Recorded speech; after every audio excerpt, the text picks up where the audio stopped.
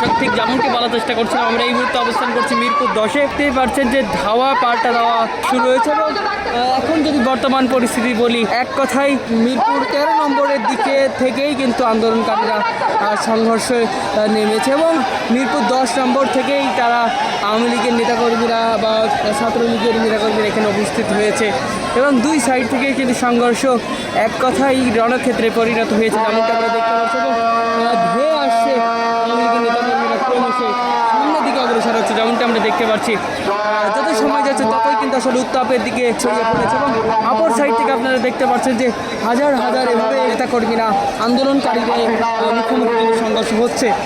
সব মিলে যদি বলি, এই মিরপুর 10 এক কথায় রণক্ষেত্রে পরিণত হয়েছে, যেমনটি আমরা লক্ষ্য করতে পারছি। অপর সাইডে কিন্তু আন্দোলনকারীদের হাজার হাজার নেতাকর্মীরা ইতিমধ্যে উপস্থিত হয়েছে এবং এখানে জড়ো হয়েছে।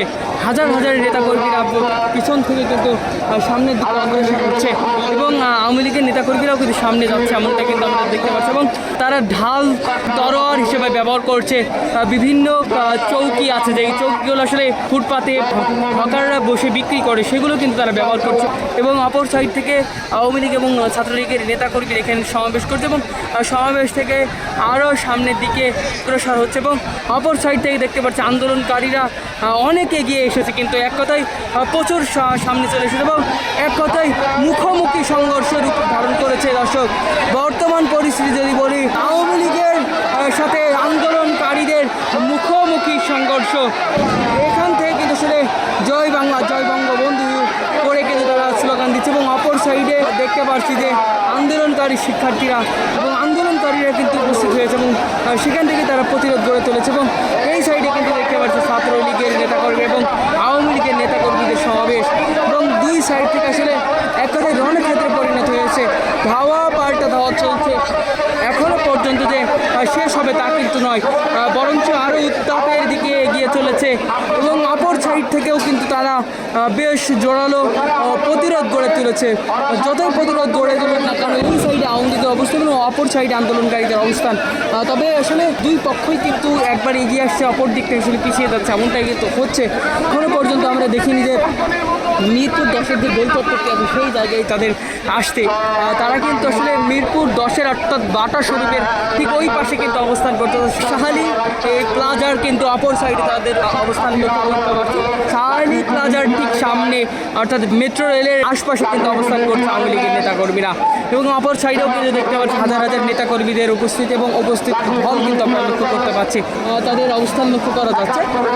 এখন যদি একটু বিবেচনা করে বলি, দুই পক্ষই কিন্তু আসলে পালাক্রমে সংঘর্ষের দিকে এগিয়ে চলেছে এবং তারা কিন্তু প্রচুর পরিমাণে সাধারণ জনগণ কিন্তু তাদের সাথে অংশগ্রহণ করেছে, যেমনটা আমরা দেখতে পাচ্ছি। শুধু যে আন্দোলনকারীরা আছে তা কিন্তু নয়, আন্দোলনকারীদের পাশাপাশি সাধারণ মানুষও কিন্তু তাদের সাথে যোগদান করেছে, এমনটাই লক্ষ্য করতে পারছি।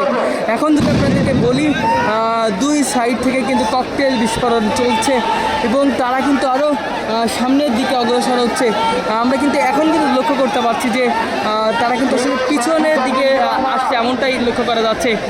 তবে আন্দোলনকারীরা আরও সামনের দিকে বেগবান হচ্ছে, যেমনটি আমরা সামনের দৃশ্য দেখলে বুঝতে পাই।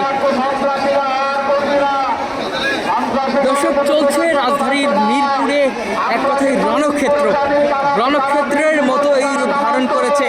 আমরা একটা জিনিস দেখতে পাচ্ছি যে তারা ঢাল তলোয়ার হিসেবে কিন্তু ব্যবহার করছে বিভিন্ন রকমের কাঠ এবং টিনের যন্ত্রপাতিগুলো।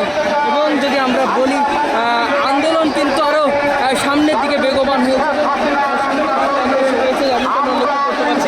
এবং এক কথায় রণক্ষেত্র বলা চলে এই জায়গাটা পরিণত হয়েছে। দর্শক, যেমনটা আপনাদেরকে বলার চেষ্টা করছিলাম, এক কথায় মিরপুর 10 রণক্ষেত্র, চারিদিক থেকে ধাওয়া পাল্টা ধাওয়া চলছে।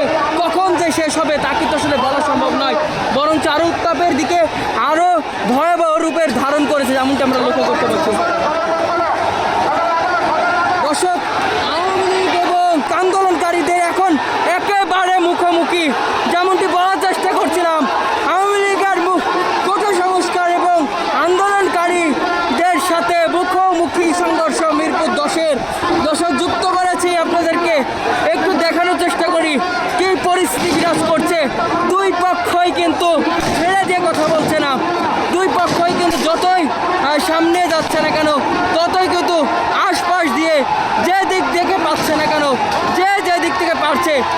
সেদিক থেকে কিন্তু আসলে এভাবেই কিন্তু আসলে আন্দোলনকারীদের দমন করার চেষ্টা করছে এবং তারা কিন্তু ইতিমধ্যে পিছু পা হচ্ছে। যেমনটি আমরা লক্ষ্য করতে পারছি আন্দোলনকারীরা কিন্তু পিছু পা হয়েছে এবং এই সাইড থেকে কিন্তু আমরা লক্ষ্য করতে পারছি যে আওয়ামী লীগের নেতাকর্মীদের অবস্থান জোরালো। কি ভয়াবহ রূপ ধারণ করেছে একটু দেখলেই বুঝতে পারবেন কি অবস্থা।